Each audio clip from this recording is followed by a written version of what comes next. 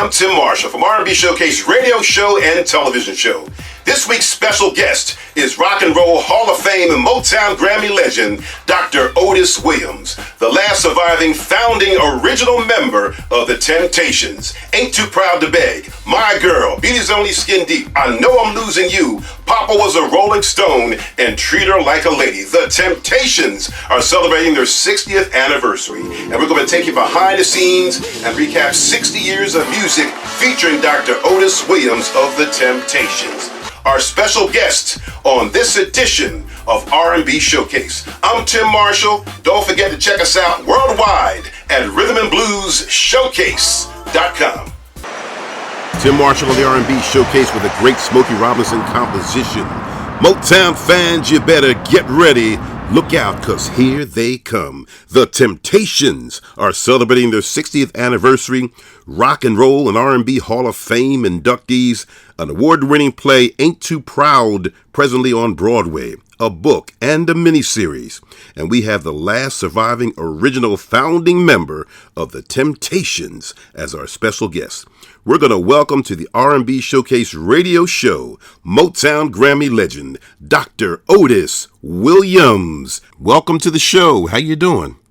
I'm fine. How you doing? I'm doing well, sir. I actually was watching your online series, Otis at Home, where you answer fan questions.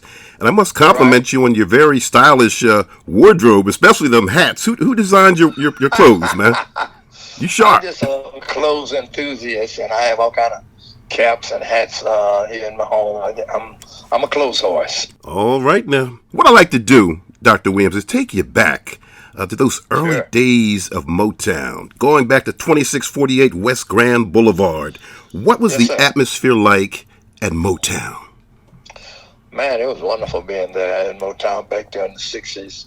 Motown, like I say, when we are performing, there's a sit-down section that we do, and I sit down, and I have since come up with the acronym of GLOAT, meaning the greatest recording company of all time. And Motown was so wonderful being there was that it was like being in a YMCA. You'd go up there and hang out even if we weren't recording, and, we'd run into Marvin, we'd run into the Full Toss, the Marvelous Supremes, any of Motown's stalwart acts there. So it was just a great place to be. I mean, we would hang out up there.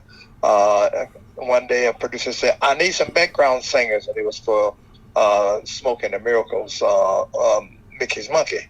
So it was Melvin and myself, I think Martha Reeves, probably one of the Miracles, but they couldn't get all the Miracles, so they just assembled, who was there to do the background. So it was that kind of a wonderful place to be. That was an interesting piece. Did you also back Tammy Terrell back at Motown? No, Tammy producers always had their stuff together. The one that I just mentioned was so impromptu that they wanted to record it right away, and so that's how that came about. But most cases with Tammy, everything was already orchestrated with most Motown act. But that was just one of those fun kind of things that just happened out of the blue, meaning Mickey's Monkey. So when you listen at Mickey Monkey, it's just Melvin Franklin, one of the Vandellas, and I think maybe one of the Miracles, and Smokey doing the lead. That's an interesting piece of history, man. I'm glad thank you for sharing that. Yes. When you recorded at Hitsville, were the musicians and the singers in the studio at the same time for most of those recordings? Well, initially, yes. Yeah, at the very beginning of Motown, we'd all record together, and I remember some fun-loving times back when we would be recording with the wonderful Funk Brothers. They were such accomplished musicians, that we would all be in the studio and be recording. And so if we would hit a bad note were to come in at the wrong time, one of the Funk Brothers said, you doo-wop, so y'all can't even sing on time, get this shit stuff together. Mm-hmm. So, okay, we got it together. So when we recorded, and then one of the Funk Brothers would miss a note. So the producer would stop. So that gave us a chance to say, what? You mean to tell me the famous Funk Brothers messing up? Sacrilege, you guys can't do it. So we'd get back at them. So we'd have those kind of fun-loving times. Sounds like a great time, man. Who inspired Amen. you to be a recording artist, Dr. Williams? Pardon me? Who inspired you to get into show business? Oh, wow. Well, see, that goes all the way back to when I was a shorty doo-wop down in Texarkana, and I would listen to great gospel singers. So when I moved to Detroit, my mother brought me up to Detroit when I was about like 11 or 12 years old. And at that time, rock and roll was in its infancy. You know, I mean, I was listening at groups like Hank Ballard and the Midnighters, the Royal Jokers, Frankie Lyman and the Teenagers, you know, and the great solo artists at the time like Jackie Wilson. And they used to bring those shows to the Fox Theater, which has been noted as the second largest indoor theater in America, Radio City, as the first. So being 14 years old and seeing with 5 guys on stage at the Fox Theater, how they had command of over 5,000 people, I was impressed. And so that's when I sat down, I said, I'm going to get me a group, and I want to do what those guys are doing.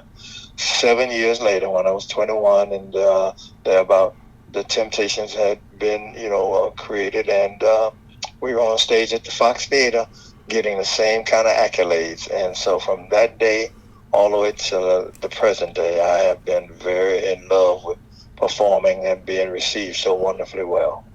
Well, speaking of those great theaters on the Chitlin circuit back in the day, we're on the air in Philadelphia. Can you remember the first time you played the Uptown Theater with Georgie Woods shows back in the day? Oh yeah, absolutely. Georgie Woods, Jimmy Bishop, and we came there doing about like 63, 64. 10 days there doing like 3 and 4 shows a day. It was just a wonderful being baptized in fire, doing so many shows for 10 days in a row. So it was wonderful to be received by the great city of Philadelphia, and, we were on the show with the Vibrations, and sometimes we'd come there, we'd be on the show with the Impressions, and Jerry Butler would be on the show, Patti LaBelle. It varied, but it was a wonderful experience, it just got us ready for the longevity of being in show business as our career. Well, speaking of great music, you had one of your first big hits was The Way You Do the Things You Do. Tell us about that record. David joined the group in 64 after we had to let Al Bryant go. And so one day, and it was a cold, like I said on one of our albums, a cold wintry night, January. The 5 of us, and at the time it was the classic Temps, Eddie Kendricks, Paul Williams, Melvin Franklin, David Ruffin, and myself. And so we were walking to the studio, cold, crisp January night, and we got to the studio, and Smokey was there, and he passed out the lyrics. So we're sitting down, so Smokey sat down at the piano, and he started teaching us how the song, would go. And I'm reading the lyrics and saying, you got a smile so bright, you could have been a candle, holding you so tight. Could have been a handle. I'm saying to myself, "Boy, this is some hokey stuff here," So we went down and we recorded it.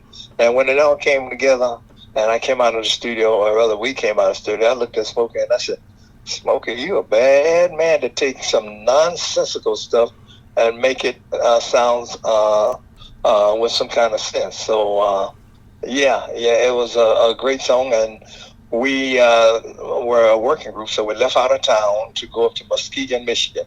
And we went up to Muskegon, Michigan, and we would be up there for about 3 to 4 weeks.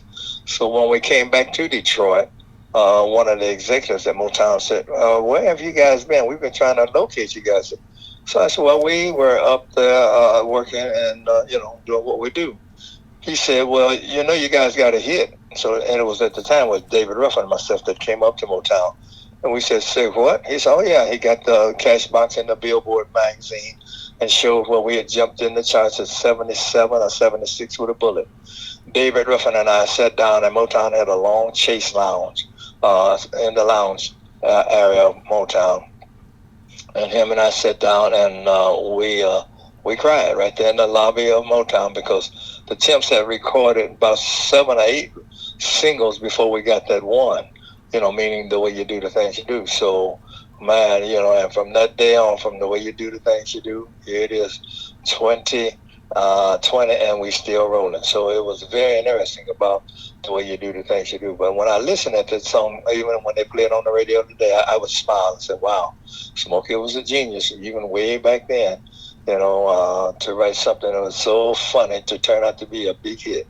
Well, we're going to take a listen to that big hit right now. We have Dr. Williams on the phone from the Temptations, and this is from 1964, The Way You Do, The Things You Do. Our very special guest, we're honored to have Dr. Otis Williams, the last surviving original member of the Temptations, to share so much rich history on his career and his music and the sound that's been so impactful to the world.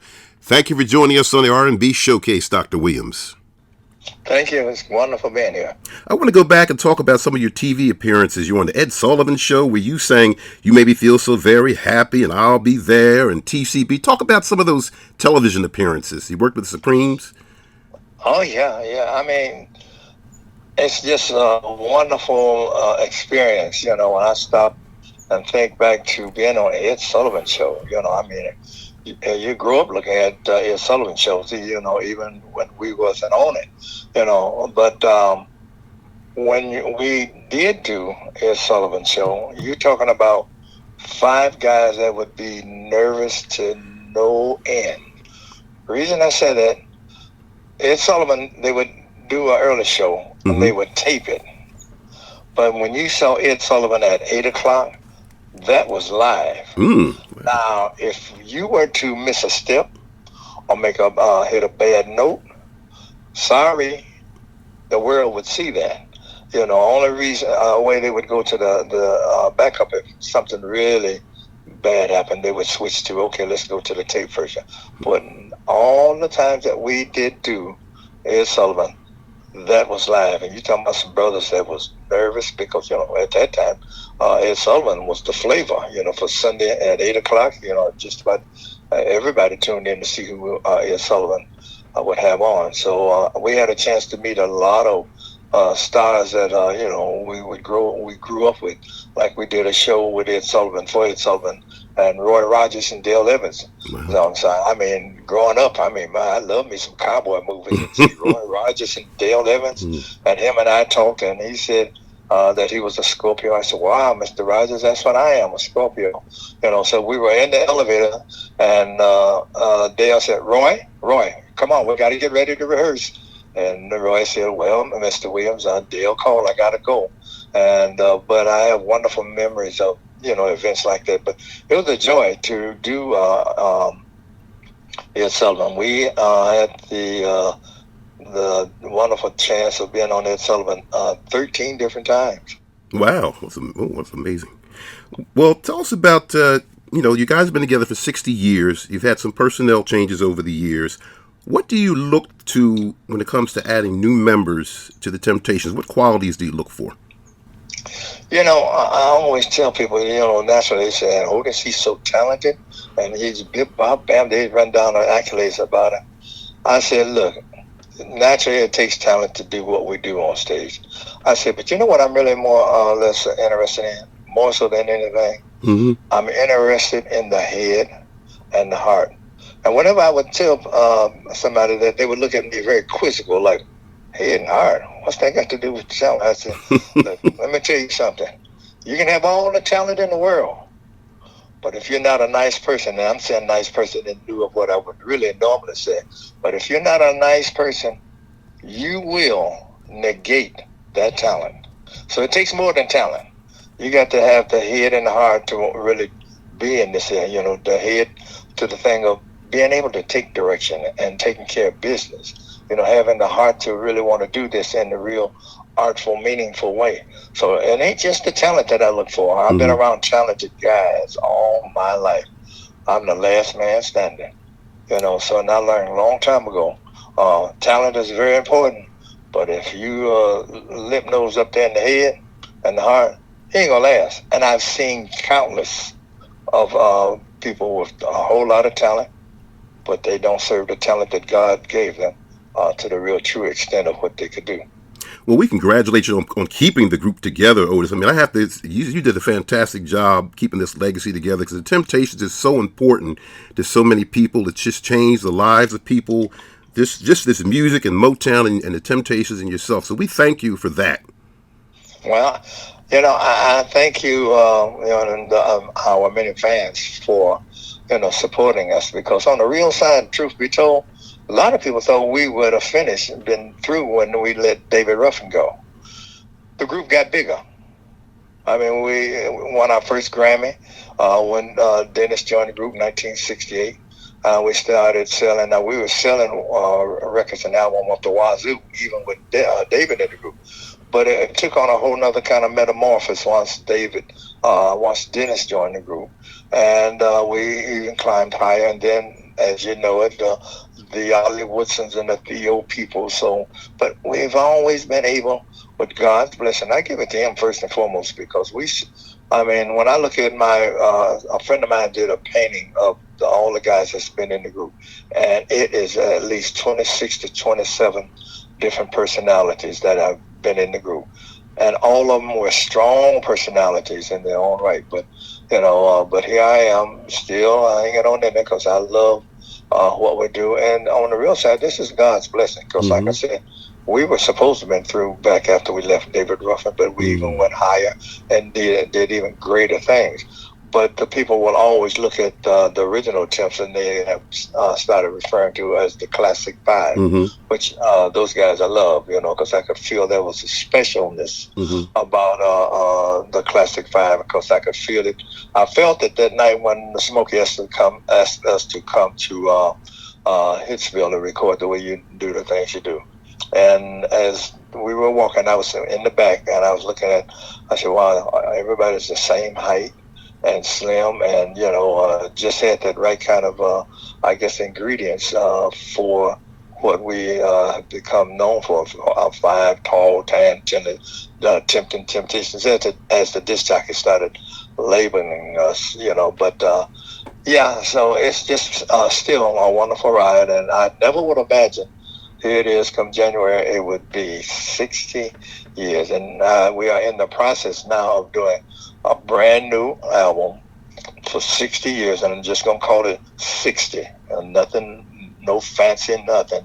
Just put 60 in silver letters, and celebrate 60 years of recording. And they will all be original songs, no cover jobs, none of that stuff. We're going to do something very fresh, and hopefully our fans will find it to be worth 60 years of listening at the Temps. Number one music from 1965, written by Smokey Robinson, My Girl, and we're celebrating 60 years of the Temptations, and our very special guest, Dr. Otis Williams, the last surviving original founding member of the group, and we're honored to have him here with us. And Dr. Williams, I want to ask you about the reunion tour. It was David Ruffin, Eddie Kendricks, yourself, Otis Williams, Melvin Franklin, Dennis Edwards, Glenn Leonard, and Richard Street. Let's talk about the tour, the album, the group, and that time period. What was it like for you?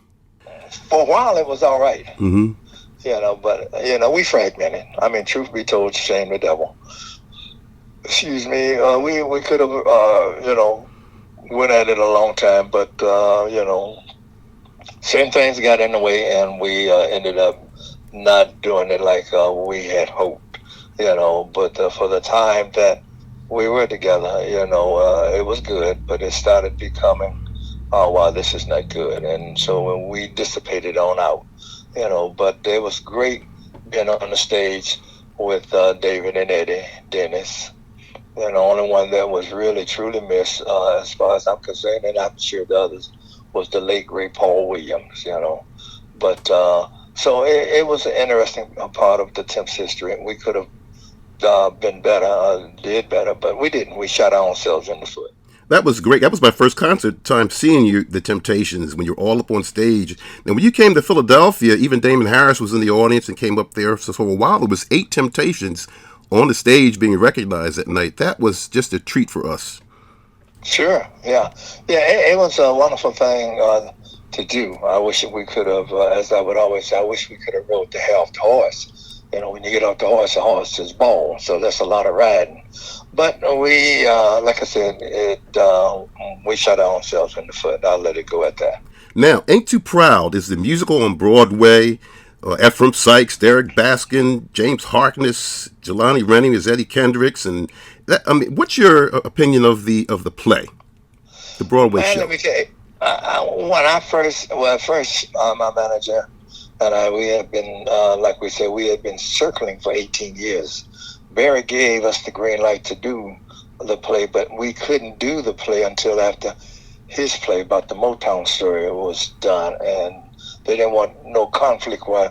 Who do I want to see? Do I want to see the Temptations life story? Or I want to see Motown. So Barry said, Shelley, Otis, I'm letting y'all have the rights to do the Temptations play, but you have to wait until after I get mine out there. So that's what is meant by in a circling pattern for 18 years. But when we finally was able to land, and I started realizing, oh, wow, and they gave me the script up in Berkeley, California. And once I saw the rehearsals start coming together, and the first night up in Berkeley, when I saw it and the place was packed, I'm sitting there and I was, my eyes bugged, my mouth dropped down. I'm saying, wow. So during the intermission, the lady came up to me. She said, Mr. Williams, I did not know you went through what I'm saying on stage here. How did that make you feel? And I was perplexed there because I met it with wonderful emotions, but just to see my life story and seeing all the things that we had gone through, it was really a very wonderful moment. But when we got to Broadway, because see, every place my play performed started off in Berkeley, and then from Berkeley we came down to LA to the Emerson Theater. And from the Emerson, we went to D.C. and did the Kennedy place. And then from there, we went up to Toronto, and from Toronto on to Broadway. Every place that play performed broke house records. So when we got to Broadway, man, it was something else. I went and saw it opening night, and I'm sitting there, tears running down my eyes to see how the people really received and loved the songs, the act, the story, and there again they were asking me, "Wow, Mr. Williams, we didn't know you went through so much, So it's a combination of the two. My manager Shelley said, "Otis, it's not just about the songs that the people have come to hear and they love; it's the story." I said, "Yeah, you ain't lying, Shelley. You're right." To see some of the things that, me losing Eddie, me losing Paul, me losing Melvin and David, all that's portrayed. So it's got depth to it aside from the music, So breaking records every day, we were doing quite a bit of figures every day, every week. So only the reason and no players on Broadway right now is because of the pandemic, but they're waiting that hopefully we can get a handle on this here pandemic, and they'll pick right back up where we left off in March, I think it was. March, either April when they last performed. So it's a story to be told, and I'm so happy that they are really appreciating and loving the Temptation story. So I would imagine sometime in the near future, it'll no doubt be going to the movies or either to Netflix or one of the many different streaming outlets that we have now. But I'm just a very blessed person. I give it all to God first and foremost, because I had no inclination that when I wanted to sing back in Detroit at the Fox Theater that it would lead to here I am in show business 60 years, celebrating Temptation 60 years. Powerful. Any plans for a major motion picture for the Temps? Oh yeah, that's in negotiation. They're just waiting now for this to see how this pandemic and get everything under hopefully control. But there's plans for a movie. If not a movie, a lot of these big name actors and actresses are going to Netflix and Hulu and Apple. So it'll be either the theaters or either the new streaming way of how things are done now. What kind of advice can you give to the next generation of recording artists, Dr. Williams? Well, the advice that I give is a constant. It's a constant. Anything of value and purpose, you got to work at it. There's no shortcut to being successful. If you want to make it your dedication, you have to make it. You have to make it your application for it to be successful, and be willing and understand there's going to be hard knocks. There's going to be a slippery slope. Those are the things that see and make you want to find out if you really want it that bad. Because if it were to come to you too easy, then it has no value, no purpose. So it's the same running thread of all the way back from show business to now. You have to dedicate yourself. You have to prepare yourself. What makes most Motown acts different, recording companies all the way even to now, these companies, they don't send artists for prep school. I look at some of these artists come out there and I say, wow, Motown really made a very important production thing of grooming their artists. So the thing of being successful, you have to spend time, you have to dedicate yourself, you have to woodshed. Even though things are kind of quick now, success comes to some of these artists so damn quick that they don't have no real appreciation because it's too easy. You can go in the house, run, have your own little studio, put it out there, and zoom, it's gone. But where will they be 2 or 3 years from now, if that long? And like I said, we're dedicated, and we had to go to school about being in show business. I never will forget when Motown was in Detroit. Not Detroit, in New York, and so we flew out there to get ready for our next album. So the project manager said, "Mr. Williams, you should come and talk to some high acts here and tell them about show business." I said, "They don't want me to talk to them." She said, "Why not?" I said, "Because," and I said it in a more graphic way, but I said, "They don't want that." I said, "They don't want that." True enough, the young lady said, "You're right, Mr. Williams, because with the artists that we have here, we would get them a rehearsal home. We'd have the limousine to pick them up to go and rehearse." She said they would call back about an hour later saying, "We tired. Send the limo back and we want to go home." I said, "See, that's what I'm talking about." When we rehearsed at Motown and artist development, we would start at 10 in the morning and wouldn't leave out until 6 o'clock in the evening. I said, these artists don't want to dedicate themselves like that. That's too much like work. And for us, that it was work that we love. So it just depends on the artist, where their heads, to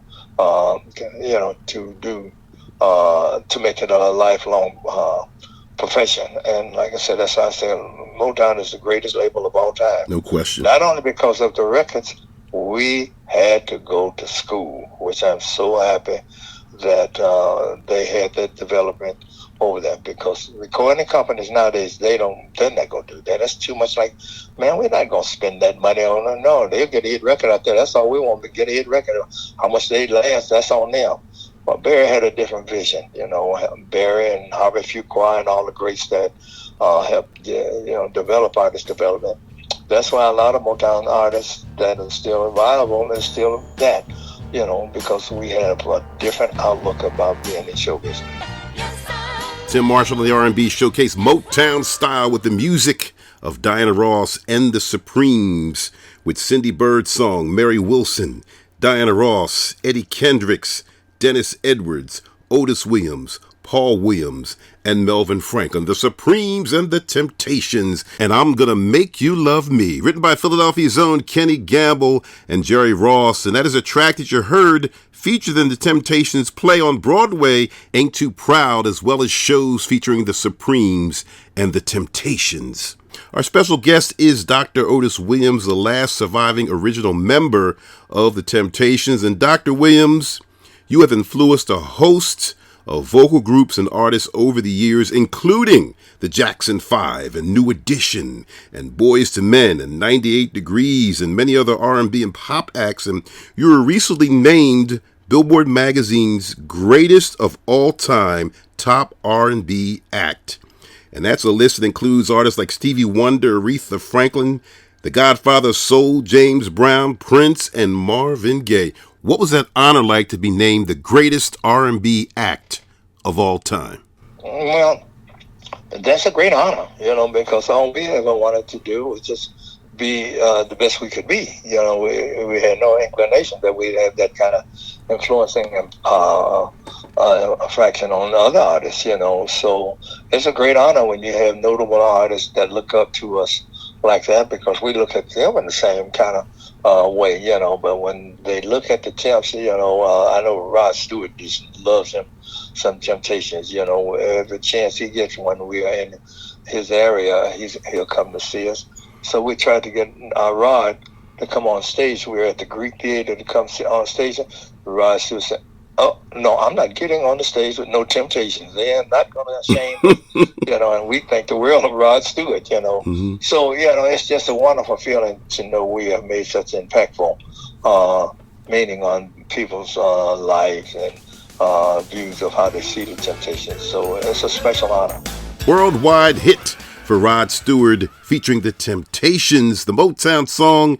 And of course, it was a movie based on the song My Girl the following year. And that was re-released. And that movie featured Dan Aykroyd and Macaulay Culkin. Dr. Otis Williams, with all these great accomplishments, what was your most memorable experience touring, recording, and just being the Temptations? When you've been around for 60 years, and I've had a wonderful amount of accomplishments and meeting people. I can name you two that has left something I sit and think, I said, wow, I never would imagine that. The first one is I would always get fan mail. So I answered this fan mail when we got in off the road, and I read it, and guess it was the daughter that wrote to me and said, "Mr. Williams, my name is so-and-so and so-and-so. Should you get this, would you please call me? My mother would like to speak with you." So I did that, and I called. And I said, "Yeah, this is Otis calling, asking your fan mail." She said, "Mr. Williams, hold on, let me get my mother." So I'm sitting there waiting. When the mother came on the phone, the first thing she said, "I asked God not to take me until I talk to Otis Williams." What do I say behind that? I said, "Oh my God, what is this?" And she ran down the importance of what the Temptations meant to her. So I'm sitting there in awe, and it must have been about 5 or 10 minutes, and I'm sitting there listening, and when she finished, she said, "Now God, you can take me. I'm ready to go." I didn't know what else to say, and she hung up, and I said, wow, we have made that kind of impact on this lady's life that she asked God, knowing that she's getting ready to leave, I asked God, don't take me until I talk to Dr. Otis Williams.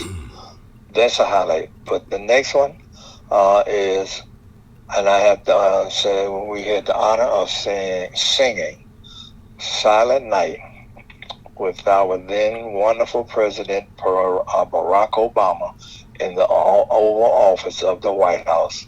We were singing Silent Night, and he was singing the verse, and we just did a little portion of it.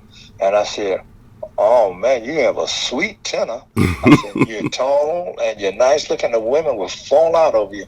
And he said, No, Temps, y'all do what you do. I'll do what I do."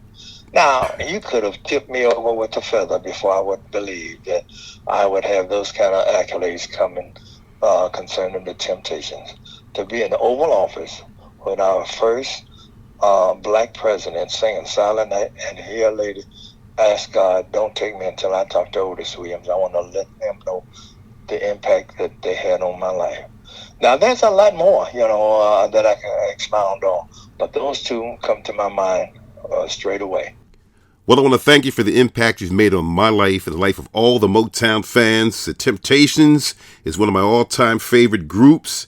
And I want to congratulate you on your 60th anniversary, your Tony Award-winning play, the brand new 60th anniversary album that's in the works, and for just giving so much of yourself as a role model. The Temptations are always a class act. We appreciate you, and it was really great talking with you today. Thank you very much. Nice talking with you, too. Dr. Otis Williams, the last man standing, the founding original member of the Temptations on the R&B Showcase. Tim Marshall taking you over, under, and through the decades. Going to continue now celebrating the legacy of the world's greatest vocal group. Hi, this is Dr. Otis Williams of the Temptations, and you're listening to the R&B Showcase with Tim Marshall.